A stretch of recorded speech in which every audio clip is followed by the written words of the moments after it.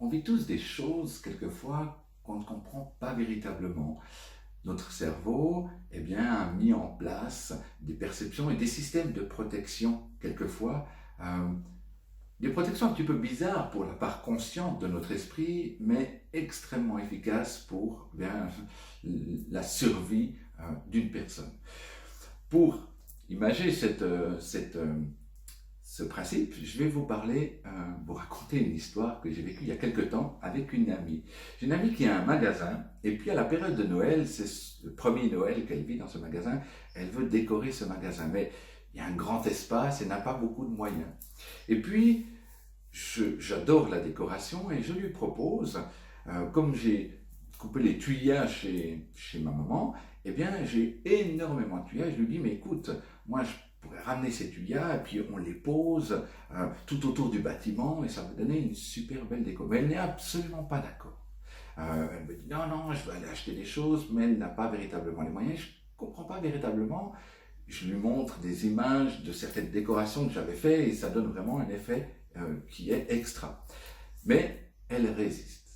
Et puis elle me dit, elle argumente, elle me dit, ah non, ça sent pas bon, je déteste ça, ça me donne mal à la tête. Et la façon dont elle m'explique les choses, connaissant le fonctionnement de notre esprit humain, je trouve un petit peu ça, en quelque sorte, un peu décalé par rapport à la réalité.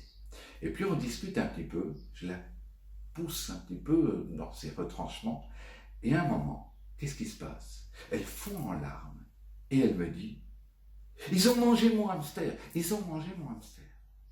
Là, je m'arrête, on rigole un coup, et elle est assez surprise parce qu'elle se rend compte que le problème ne vient pas véritablement de la décoration en tuyas, mais que lorsqu'elle était petite fille, elle avait un hamster, ce hamster s'est taillé, et il est parti dans les tuyas, et en tant qu'enfant, qu'est-ce qu'elle s'est dit? Elle s'est dit, les tuyas ont mangé mon hamster.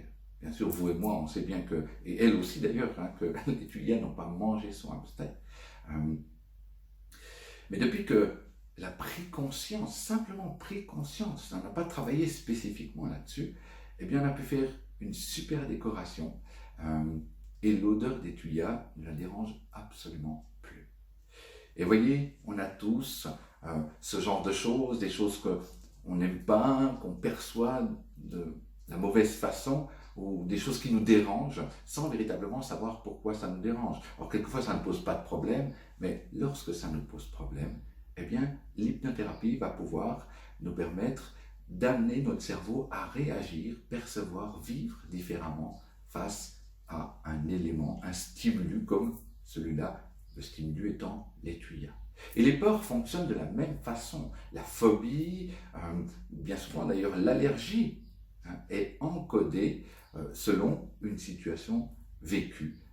D'ailleurs, je vous en reparlerai dans une autre vidéo, mais d'ici là, je vous souhaite une très bonne semaine.